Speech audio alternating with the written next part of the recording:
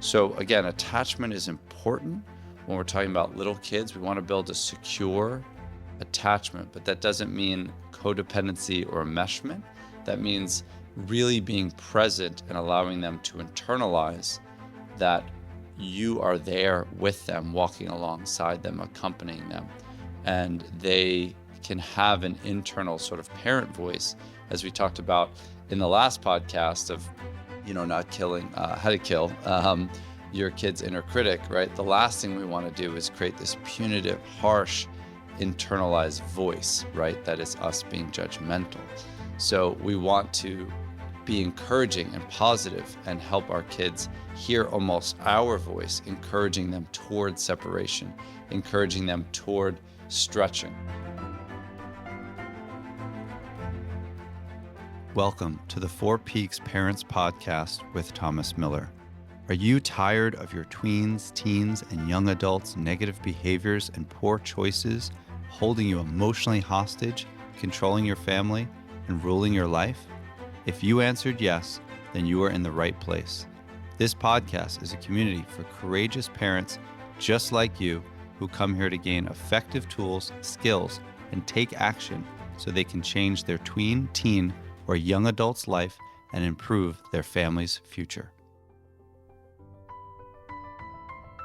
Welcome back to the Four Peaks Parents Podcast with your host, Thomas Miller, where we talk honestly about the ups and downs of raising strong, connected, and resilient kiddos and families. So today we're diving into something that doesn't get that much attention, but it's something I hear about almost every day, which is separation anxiety in school-age kids. We're going to focus on school-age kids today. I think we all know about sort of the tears at the drop-off, right, with the younger kiddos. But there's a lot of kids, let's just go 6 to 10, that also present with the same issues around separation. And so today we're going to get into, what the heck do we do about it, right? And how do we help our kiddos? And there's a lot of things that sometimes parents unwittingly do to reinforce that anxiety and make it worse. So again, we know about, separation anxiety. It's a normal part of child development. Your child may have presented with these issues much earlier. We traditionally see separation anxiety at the 6-month to 3-year mark, depending upon, what might be going on there, whether it's daycare, whether it's preschool, whatever, right? And certainly if you're a parent, you've seen your kids cry, cling, maybe tantrum, refusal to go to school, daycare, etc., right? What's pretty cool, and I'm not going to dork out too heavily on it, but there's a developmental phase called object permanence that children need to go through. And it's pretty cool. Again, I love the brain and neuroscience and childhood development. And kids struggle to understand that you still exist when they can't see you, right? That's what object permanence is. And that's a phase that a lot of kids grow out of. Obviously, children certainly have the fear of the unknown, right? Changes in routine. If you have a child who's neurotypical, they're going to have difficulties managing transitions and changes and et cetera. If you obviously have a kiddo who is neurodivergent, those changes in routine and transitions are going to be that much more challenging, right? So, what the heck do we do? We're going to get into all that fun stuff. And, again, it can look so different for each kid. I have a lot of families that I am currently coaching or have coached over the years that their child presents with sort of a blend of separation anxiety as well as potentially what could qualify as what's called generalized anxiety disorder. There's maybe a touch of obsessionality in there and could possibly be OCD. So, there's comorbidity here. What that means is that these issues, symptoms, presentations, et cetera, can definitely morph into other clinical diagnoses. And there's a big difference between, separation anxiety here and there, and then something that's clinically significant that really would warrant a clinical or therapeutic intervention, like a parenting coach like myself and or a child therapist for your child, there's a whole swath, right, of things you can do when separation anxiety or anxiety in general really amps up to this point where it's keeping them from experiencing life. Let's be real. And you may be certainly the brunt of that, So if your child is struggling, at school, socially, etc., those are red flags and things to tune into. But one of the things I see a lot with families right now that I'm coaching, especially as we're heading into the summer and we think about summer camps, is a lot of anticipatory anxiety around those separations of going to the could even be the day camp, never mind the overnight camp. And there's so many ways that we could set our kids up for success. If it's too tall of an order, let's say, or too big of an ask to send your kid to a month-long sleepaway camp, obviously let's not do that, right? And let's set them up for success. But the last thing we want to do is only accommodate, right, their anxiety. And so we got to figure that out. And that's what we're going to get into today, is figuring out, what we can do to support your kiddos, right? So they could be that much more resilient and be able to better self-soothe, as well as helping you, right, as a parent, set them up for success. As much as you might be tuning in and being like, well, I have an 18-year-old or 16-year-old or 25-year-old, it's still potentially pertinent, right? Because we always want to create an ROI, a return on that investment, and create a trajectory that trends really nicely toward your 21-year-old, right?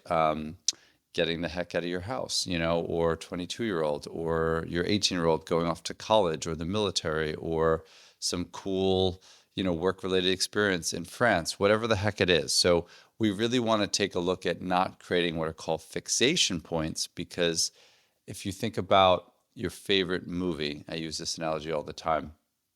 If we were to pause the movie a quarter of the way in or halfway in, the character more often than not has not fully developed.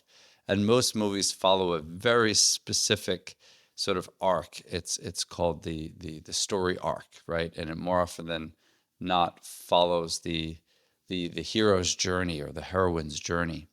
And the character more often than not is not crushing it, when we meet them. They might be doing okay. Pretty good, and then they face some existential crisis, and they often kind of regress a little or go into a bit of a hole, or get demoted to AAA if it's a baseball movie, or they are not really winning the war and it seems like it's all for naught, or they've definitely gotten dumped and they're not getting the guy or the girl, or the zombies are definitely kind of taking over. And then they have to dig deep and they have to lean in and they have to stretch. And then they have to go and face that conflict and grow through that, right? And if they don't have that internalized kind of self-narrative of courage, and if they don't have those coping skills, and if they don't have an internalized sense of attachment from you as the parents, it's going to be that much harder for them to rally.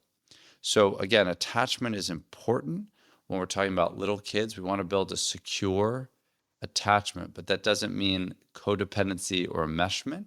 That means really being present and allowing them to internalize that you are there with them, walking alongside them, accompanying them, and they can have an internal sort of parent voice, as we talked about in the last podcast of, not killing, how to kill your kid's inner critic, right? The last thing we want to do is create this punitive, harsh, internalized voice, right? That is us being judgmental.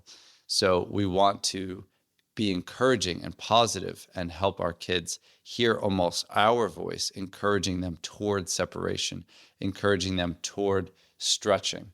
It's kind of like a bank account, right? If you've made deposits into your child in terms of encouraging them and or providing them with opportunities where they can skin their knee, they can fail forward, they can chase no, in essence, it's that much easier for them when they're facing some of those uncomfortable feelings that crop up as a precursor, I should say, on the front end of that experience.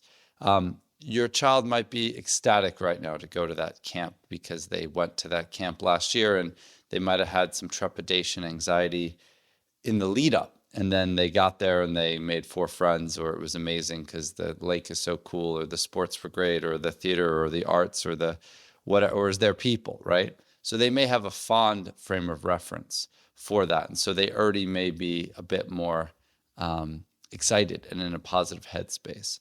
But for anyone that has a kiddo right now expressing separation anxiety, this is definitely an episode for you, right? If you also have a child that might be going off to college in the fall, believe it or not, you might have some separation anxiety. I worked with a father not too long ago who basically went through a situational depression as a result of sort of the empty nest.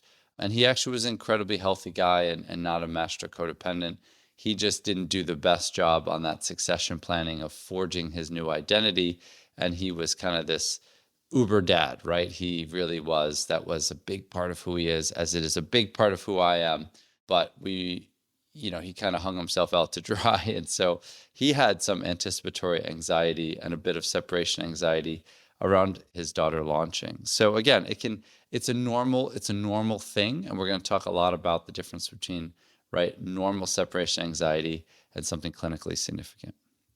So a couple of things that, we just want to do, of course, is we got to establish routines. There's a lot of families I work with who are part of the Four Peaks Parents Program, and immediately, they get access to the Four Peaks Parents Library, where there's a whole swath of these fantastic, evidence-based, proven strategies that are videos that I've delivered, and they're immediately like, holy crap, we don't have dinner. We don't have what are called effective norms, because I talk a lot in our first peak of the program, the family audit, about really looking at the norms of your household, right? And norms mean what's normal.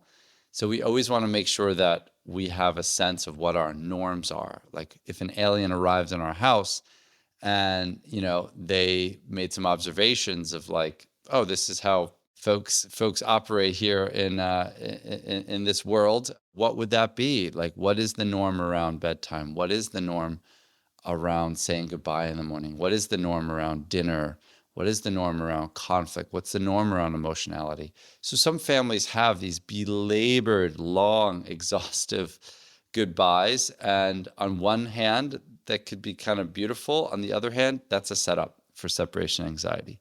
So we want to have goodbyes. Of course, you want to bookend experiences for your kids. So there's a clear pre and post event, let's say, to whatever it is, the evening, the going off to school. But those goodbyes should be short and sweet, right? Long goodbyes increase anxiety. We want to also build some predictability around whatever that is, right? So if you're supposed to pick your kid up after school, well, again, trust me, if anyone knows me personally, the Miller fam is not always perfectly on time. So kids can have some, of course, cognitive flexibility and emotional plasticity. But if we're dealing with a 6-year-old, a 7-year-old, an 8-year-old, if we say, hey, I'll be in the parking lot, and get you after practice or after whatever, you got to follow through. That's really important, right? That you can create a sense of predictability. Again, can your child self-soothe? Yes. Can you reach out to the coach there and ask them to stay after? Sure. But as someone who's coached soccer for years, right, looking out for the coaches here that they're not being turned into a babysitter, right? So predictability can be really helpful too. So the extent to which you could do that would be great.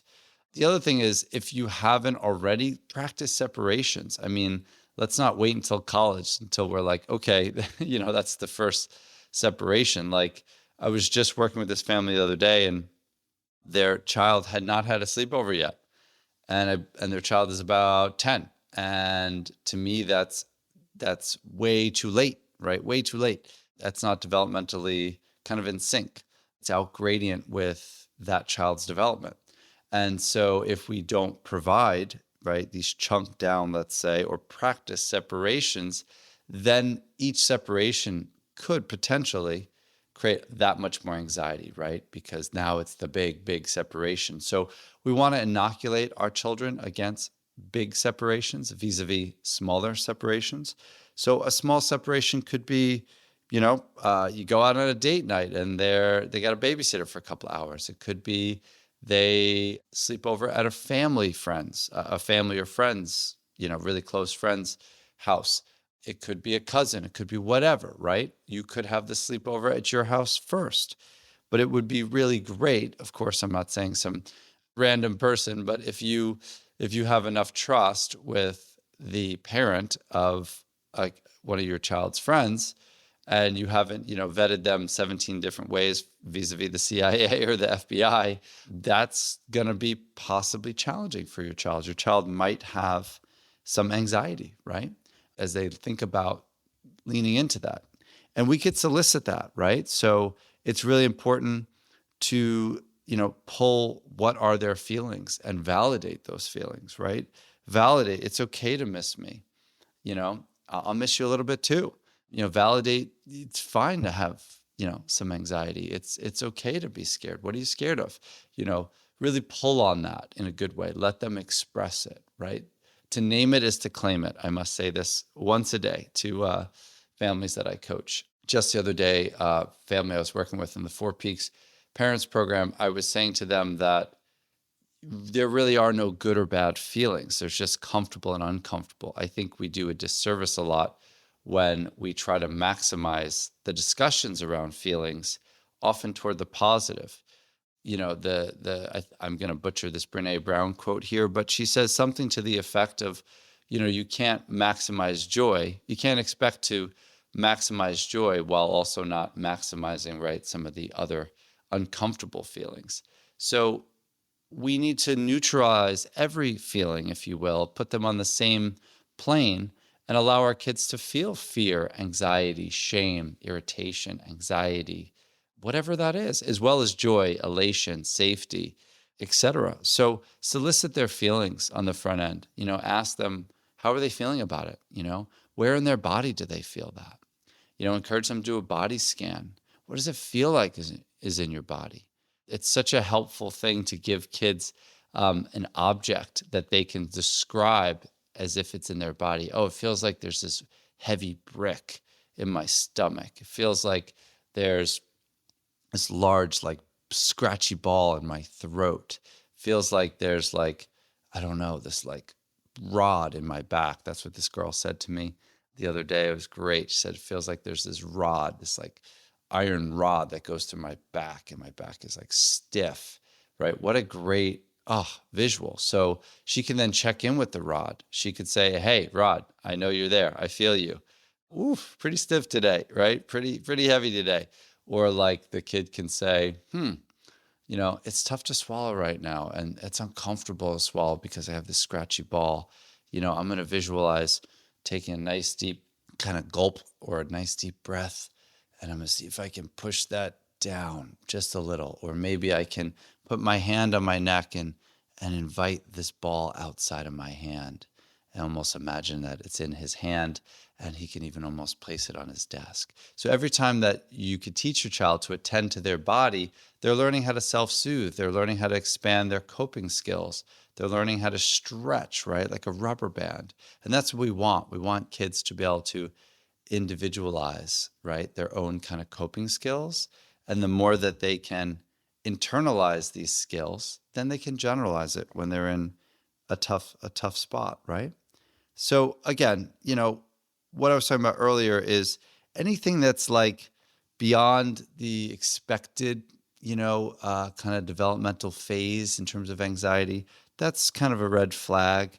If you see severe reactions that disrupt kind of their, like, day-to-day functioning, red flag. School refusal, huge red flag. The other thing is, just the other day I was talking to this family, and they were, like, contemplating a mental health break, and I was like, we got to be careful there, right? Because the mental health a day can turn into mental health days, can turn into mental health a week, months, etc. So, I get the, like, we're going to go on vacation and miss a day of school, or we'll come out of school a little early for a yoga thing that's really unique or special, or some dance thing or therapy. But we just want to be mindful of those mental health breaks, because they can be a pause button, and we can kind of get rooted there. There was a lot of that going on during COVID, which is really concerning, because not only, right, was there this general kind of malaise around, let's say, normal structure and functionality. And let's be real, I get it. Not much maybe was going on at times, in certain aspects of the academic day when they were transitioning to virtual. And I understand it was easy to be like, well, what are they really gaining? But it really was disruptive globally to that structure, right? Kids do need predictability.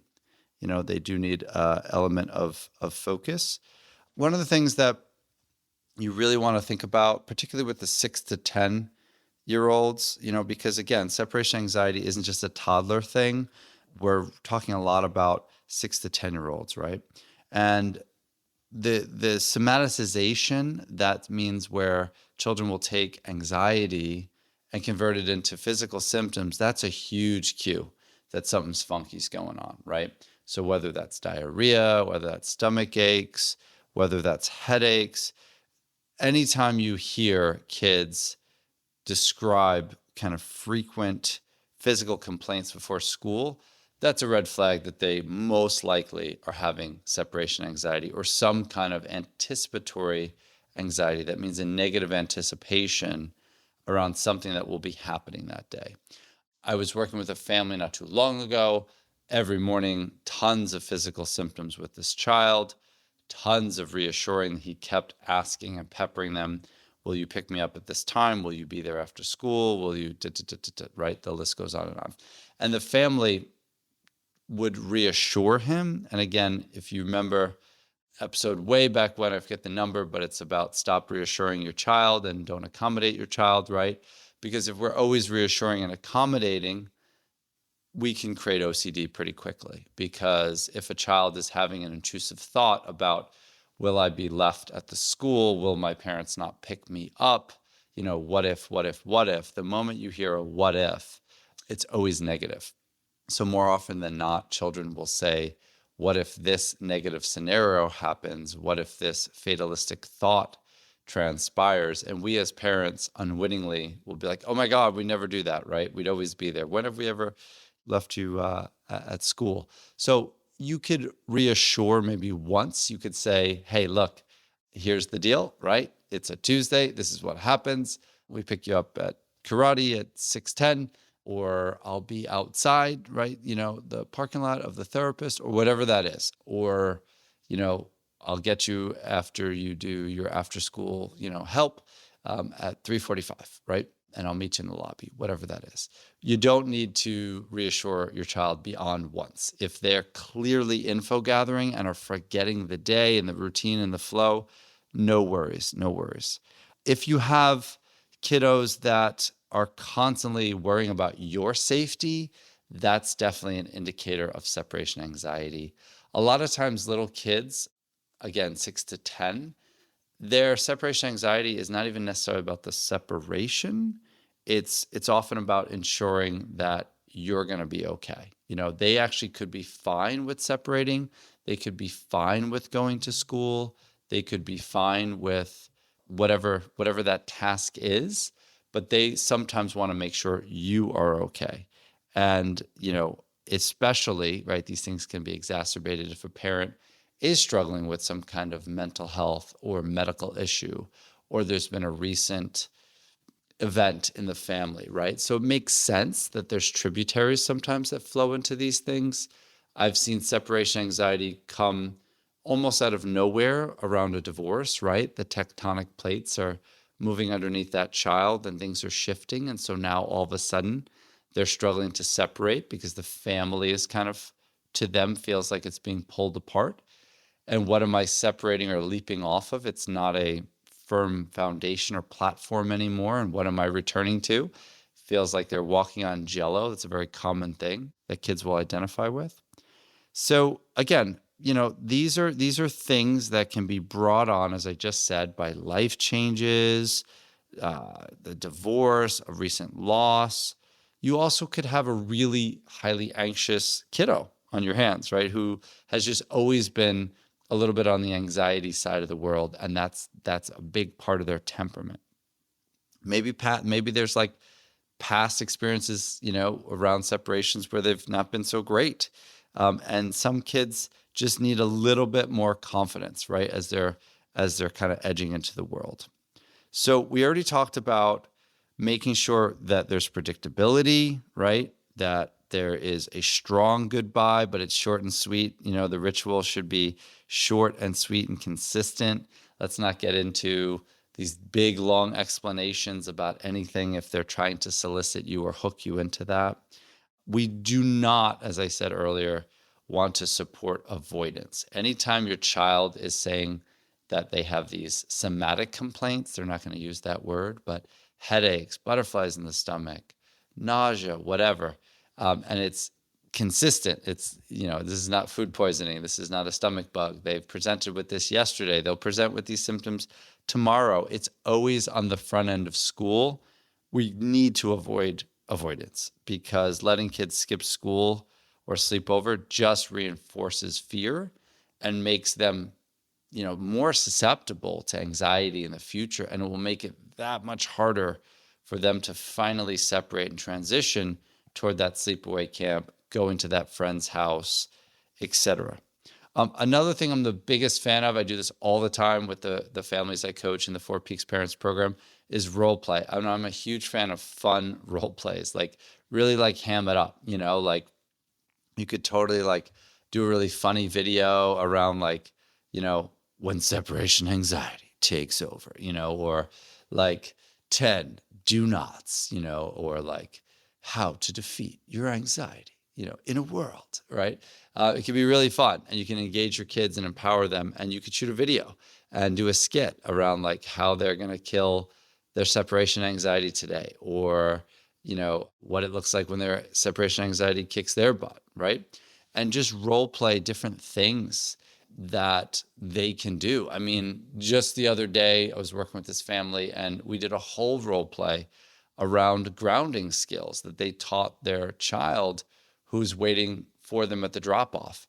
And one of the cool things is that the mom used to sit in the dance studio, literally in line of sight of the daughter because she had so much anxiety. And I was like, hell to the nah, we are breaking that pattern immediately, right? Because that's what I do. That's what the Four Peaks Parents Program is all about, right? Is creating resilient children. And we got to first, take a look at the family audit. That's the first peak. How did we get here? We got to audit, what's creating and driving some of these symptoms or patterns. And then the second peak is emotional mastery, right? Where guess what? This mom has to become the master of her own emotions first because she's struggling and has a little anxiety, right? With now pulling away and not being in line of sight, of the dance studio. And her daughter then, by extension, has to become the master of her emotions because these uncomfortable emotions are going to show up. And so one of the things I say all the time to families is that the emotions, again, they're neither good nor bad. They're just comfortable or uncomfortable. And uncomfortable emotions are actually teachers, right? They're teachers of the skill that we need, whether that's delaying gratification, whether that's patience, whether that's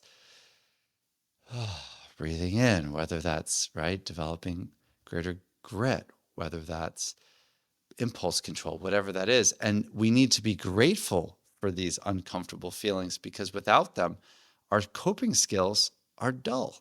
So our coping skills that we already established get sharpened every time these uncomfortable emotions show up. So the antidote, and something you can easily role play with your kids, is when this feeling shows up or this automatic thought shows up, I do this thing.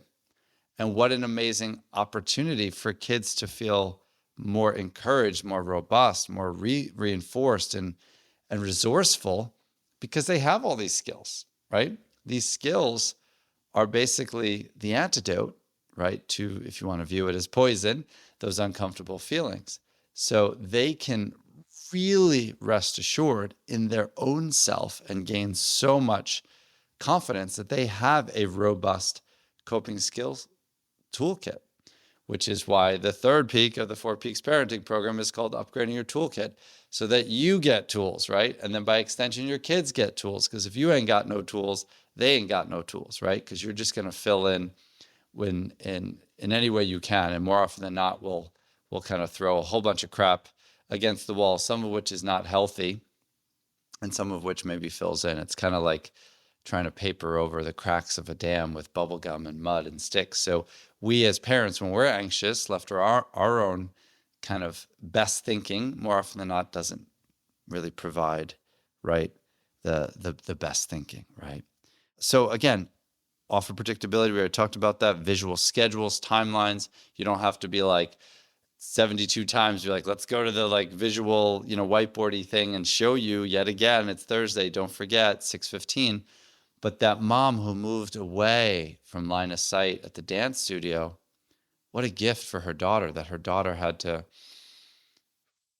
maybe find 4 things that are blue in the dance studio, maybe close her eyes for a second and breathe in for 3, nice deep breaths. Maybe she had to do quad breathing, which is breathing in, or box breathing in 4 seconds, holding 4, breathing out for 4. Maybe she had to repeat a mantra, right? That family can empower her before she walks into the studio, right? Give her a mantra. You're brave even when you feel nervous, which is a beautiful skill of what's called radical acceptance, which is in the third peak. Radical acceptance is a wonderful skill that comes from DBT. Radical acceptance is a powerful skill for any age, particularly children and definitely teens and young adults, which is this idea that you could hold 2 opposing things in the same hand. You can hate something. You can hate, I don't like not seeing my mom in the dance studio. I don't like, that now she's like, next week, she's now sitting in the lobby. And the week after that, she told me she's going to sit in the car. Holy crap. And I'm going to have to now focus on dancing. And I'm going to have to let go and let my higher power. And I'm going to have to really lean into these coping skills. And I'm going to have to ground myself. I don't like that if I'm that little girl. However, what a beautiful, beautiful, beautiful opportunity for positive self-talk and positive mantras to show up. So teach your kids radical acceptance, this idea that you cannot like something, but you can accept it. And there's ways to view these problematic feelings and or situations, again, as gifts, as in fact, I hate it, I don't like it, I'm never going to like it, it's not preferential, but in fact, it's probably exactly what needs to happen. And in fact, I'm in the right place. And in fact, everything that's ever happened has led me to this moment, right? So you have such a huge, huge, huge role here, right? Such a huge role in empowering and guiding and shaping your kids through these hard moments. You could do it with patience and confidence. The one other thing I want to say is that I'm going to keep going with this example of this girl. It's a real situation. So the mom now is sitting in the car. And initially the mom, when she was sitting outside of line of sight, I got her to admit and be vulnerable that she was anxious. Her heart was racing a little. And guess what, right? She's now stretching herself and growing. And so is the daughter. And so you have to always be aware that we have to start with ourselves, right? Kids are a lot like dogs, right? They sense what we're feeling or putting out into the ether. What is the energy that we're putting out into that situation? So if we're sweating and conveying nervous energy, it's no wonder our kid's going to internalize that and then feel anxious or in conflict, right, about what we're asking. So it's super important that we flow confidence and trust their way. You can again name like, yeah, this is going to be a little challenging for me too, with you going away for 2 weeks up in Maine or New Hampshire or Vermont or California or Arizona or wherever you're listening to this, right? Or Georgia. That being said, right? It's going to be good for the 2 of us. And I'm going to get through it and you're going to get through it. So remember that your calm is contagious, super important. Short goodbyes, consistent routines, and a strong partnership if you need with school personnel and other folks so that they're not unwittingly making things worse and calling you every 5 seconds, right? I can't stand how many times the families I coach and work with, they forget to include the school. And now the nurse unwittingly is kind of getting their arm twisted and manipulated because so-and-so again has a stomach bug every 5 seconds on the front end of science or the front end of gym or the front end of whatever class or the cafeteria. So there's ways for the school to provide these safe havens, let's say, or touch points where the child can go and galvanize and get back to school. But the school and or whoever, right, shouldn't be places, again, of avoidance. So if your child's anxiety feels intense or persistent and there's, really no shifting and you've tried all these things, feel free to reach out. If, you could certainly reach out to a local therapist, but you can find ways to get me, obviously, in the notes of the description of this show. You could always go to the 4peaksparents.com to learn more. If you're not already signed up for the newsletter, that's a great way to keep getting tactical, proven parenting strategies and approaches right into your inbox. And I just really hope that you're getting a lot out of this podcast. And please email me. Again, reach out vis-a-vis 4peaksparents.com if you want to jump on a discovery call because you're concerned about any behaviors that your child is demonstrating, whether that be on the mental health side, the learning challenges side, the emotional control side, ADHD impulsivity side, and of course, drinking or drugging. I work with tweens, teens, and young adults, families of, I should say, tweens, teens, and young adults, and I'm always here to be your guide and Sherpa to help you and your family move toward higher functioning and toward wellness. So until next time, keep leading with love. And remember, you're doing better than you think. All right, take care. Be well. Bye.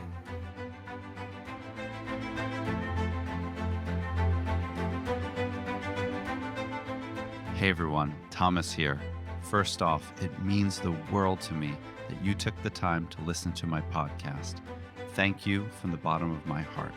Also, if you want to receive the latest podcast updates, as well as expert parenting tips and practical strategies for navigating your tween, teen, or young adults challenges directly to your inbox, then sign up for my newsletter. The link is in the description.